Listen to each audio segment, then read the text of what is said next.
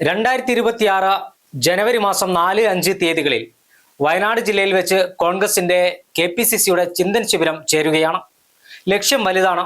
കഴിഞ്ഞ 10 വർഷമായി അധികാരത്തിന് പുറത്തുള്ള കോൺഗ്രസിനെ വീണ്ടും കേരളത്തിൽ അധികാരത്തിൽ കൊണ്ടുവരാനുള്ള തന്ത്രങ്ങൾ മെനയുന്നതിന്റെ ഭാഗമായാണ് ഇത്തരത്തിൽ 2 ദിവസം നീണ്ടു നിൽക്കുന്ന ചിന്തൻ ശിബിര കോൺഗ്രസ് ചേരുന്നത്.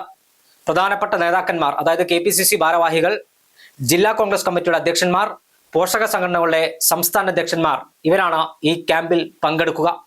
കോൺഗ്രസിന്റെ ദേശീയ നേതാക്കന്മാർ, അതായത് വയനാട് MP പ്രിയങ്ക ഗാന്ധി ഉൾപ്പെടെയുള്ളവർ, KC വേണുഗോപാൽ ഉൾപ്പെടെയുള്ള നേതാക്കന്മാർ ഈ പരിപാടിയിൽ പങ്കെടുക്കാനെത്തും. കോൺഗ്രസ് വലിയ പ്രതീക്ഷയോടുകൂടിയാണ് 2026 നിയമസഭാ തെരഞ്ഞെടുപ്പിനെ കാണുന്നത്. പ്രത്യേകിച്ച് തദ്ദേശ സ്വയംഭരണ സ്ഥാപനങ്ങളിലേക്ക് നടന്ന തെരഞ്ഞെടുപ്പിൽ നേടിയ മിന്നും വിജയം നിയമസഭാ തെരഞ്ഞെടുപ്പിലും ആവർത്തിക്കാൻ കഴിയുമെന്നാണ് കോൺഗ്രസിന്റെ കണക്കുകൂട്ടൽ.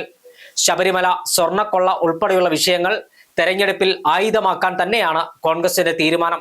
അതിനൊപ്പം തന്നെ 10 വർഷത്തെ കേരളത്തിന്റെ വികസന മുരടിപ്പും സർക്കാരിനെതിരായ ജനവികാരവും പ്രചരണായുധമാക്കാനും കേന്ദ്ര സർക്കാരിനെതിരായ കോൺഗ്രസിന്റെ ആരോപണങ്ങൾ കേരളത്തിൽ കൂടി ലൈവാക്കി നിർത്താനുമാണ് കോൺഗ്രസിന്റെ തീരുമാനം. പ്രത്യേകിച്ച് വോട്ട് ചോരി ഉൾപ്പെടെയുള്ള വിഷയത്തിൽ വലിയ പ്രതിഷേധങ്ങൾ വരും ദിവസങ്ങളിൽ കേരളത്തിൽ നടപ്പാക്കാൻ കോൺഗ്രസ് തീരുമാനിച്ചിട്ടുണ്ട്. പ്രധാനപ്പെട്ട കാര്യം, കേരളത്തിൽ ഐക്യജനാധിപത്യ മുന്നണിയിൽ ഏറ്റവും കൂടുതൽ സീറ്റിൽ നിയമസഭാ തെരഞ്ഞെടുപ്പിൽ മത്സരിക്കുക കോൺഗ്രസ് തന്നെയാണ്. രണ്ടാമത് മുസ്ലിം ലീഗും. മുസ്ലിം ലീഗിനെ സംബന്ധിച്ചിടത്തോളം മലബാറാണ് അവരുടെ ആധിപത്യ കേന്ദ്രം. പ്രത്യേകിച്ച് കണ്ണൂര്, കാസർഗോഡ്, കോഴിക്കോട്, മലപ്പുറം ജില്ലകളിലാണ് മുസ്ലിം ലീഗിന് വ്യക്തമായ സ്വാധീനമുള്ള പ്രദേശങ്ങൾ.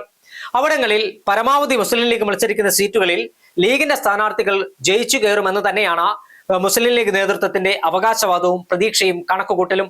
എന്നാൽ കോൺഗ്രസ് കൂടുതൽ സീറ്റുകളിൽ ജയിച്ചു വന്നാൽ മാത്രമേ ഇത്തവണ ഭരണത്തിലെത്താൻ കഴിയൂ എന്നാണ് മുസ്ലിം ലീഗ് നേതാക്കന്മാർ കോൺഗ്രസ് നേതൃത്വത്തെ നിരന്തരം ഓർമ്മപ്പെടുത്തുന്നത്. അതായത് കണ്ണൂര്, കോഴിക്കോട്, പാലക്കാട്, തൃശൂർ, തിരുവനന്തപുരം, കൊല്ലം ഈ ജില്ലകളിൽ നിന്ന് കൂടുതൽ സീറ്റുകളിൽ കോൺഗ്രസിന് ജയിച്ചു വരണം.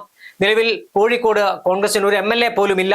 ആ ഒരു സാഹചര്യത്തിൽ മിനിമം 5 സീറ്റെങ്കിലും കോഴിക്കോട് ജയിച്ചാൽ മാത്രമേ ഭരണത്തിലെത്താൻ കഴിയൂ എന്ന യാഥാർത്ഥ്യം കോൺഗ്രസ് ക്യാമ്പിന്റെ മുന്നിലുണ്ട്. സ്ഥാനാർത്ഥി നിർണയം വേഗത്തിൽ പൂർത്തീകരിച്ച, താഴെ തട്ടിലുള്ള പ്രവർത്തനങ്ങൾ ഏകോപിപ്പിച്ച, വാർഡ് തലത്തിലുള്ള പ്രവർത്തനങ്ങൾ നിഷ്പക്ഷമായി അത് കൃത്യമായി പൂർത്തീകരിക്കാനാണ് കോൺഗ്രസിന്റെ തീരുമാനം. അതായത് വോട്ടർ പട്ടികയുടെ പ്രവർത്തനങ്ങൾ, പുതിയ വോട്ടർ പട്ടിക പ്രസിദ്ധീകരിച്ചിട്ടുണ്ട്. നിഷ്പക്ഷമായ വോട്ടർ പട്ടിക വേണമെന്ന് കോൺഗ്രസ് നിരന്തരം ആവശ്യപ്പെടുന്നുണ്ട്. വോട്ടർ പട്ടികയിൽ പേരില്ലാത്ത ആളുകളെ വോട്ടർ പട്ടികയിൽ ചേർത്തുകൊണ്ട് തള്ളിക്കാനുള്ള ആളുകളുണ്ടെങ്കിൽ അവരെ തള്ളിച്ചുകൊണ്ട് വോട്ടർ പട്ടിക പ്രക്രിയ ശുദ്ധീകരിച്ച് മുന്നോട്ട് പോകാനാണ് താഴെത്തട്ടിൽ കോൺഗ്രസ് നേതൃത്വം നിർദ്ദേശം നൽകിയിരിക്കുന്നത്. സ്ഥാനാർത്ഥി നിർണയം പൂർത്തിയാക്കേണ്ടത് ഹൈക്കമാൻഡാണ്.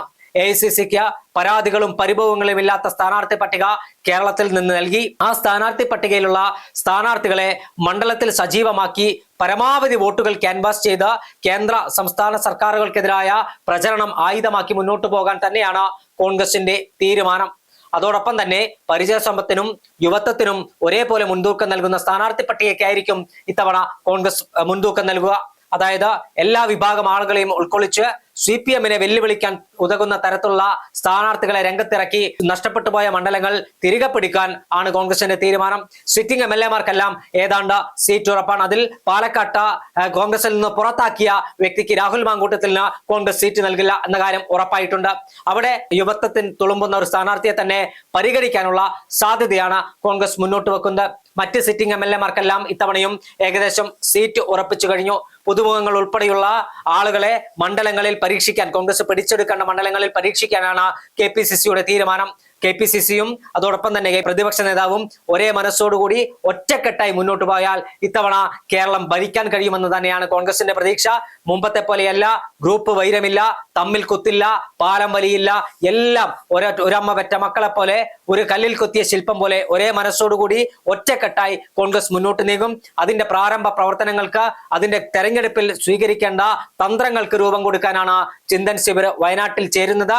ആ വയനാട്ടിൽ ചേർന്ന് കഴിയുന്ന ചിന്തൻ ശിബിരിൽ തീരുമാനിക്കുന്ന കാര്യങ്ങൾ അക്ഷരം പ്രതി നടപ്പിലാക്കി താഴെത്തട്ടിലുള്ള സംഘടനാ സംവിധാനം വരെ, അതായത് ബൂത്ത് കമ്മിറ്റികളും വാർഡ് കമ്മിറ്റികളും വരെ എണ്ണയിട്ട യന്ത്രം കണക്കെ ചലിപ്പിച്ച 2026 ഏപ്രിൽ അവസാനമോ മെയ് ആദ്യമോ നടക്കുന്ന നിയമസഭാ തെരഞ്ഞെടുപ്പിൽ ഭരണം പിടിക്കുക എന്ന് തന്നെയാണ് കോൺഗ്രസിന്റെ ലക്ഷ്യം.